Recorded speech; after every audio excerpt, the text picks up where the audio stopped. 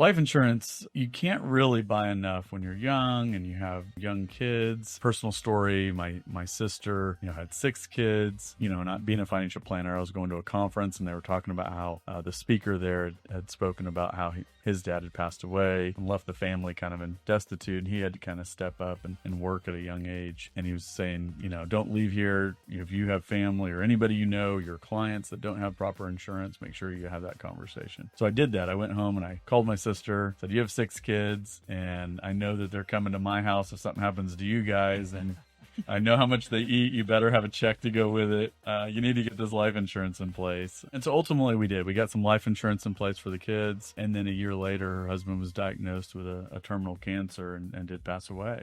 And it was, I don't know what we would have done, right? It was a really important component of just keeping the family and having her have time to recover from that event and raise the kids and all of those things. But something, even as a financial planner, I overlooked was the fact that my dad was also retiring. And he did retire and he was there to help her with the kids with his time. But if there wasn't life insurance, he probably never would have retired. He'd have been there taking care of his, daughter in this tough situation, and it would have impacted the entire family in a different level. So that was kind of case in point, the value of that life insurance. And I'm even a proponent when you get married, if you plan on having kids, go ahead and get insurance in place. And, you can, just buy the term insurance, keep the costs low, buy as much insurance as you can kind of get at that point and start planning ahead because, the cost only goes up as age goes up.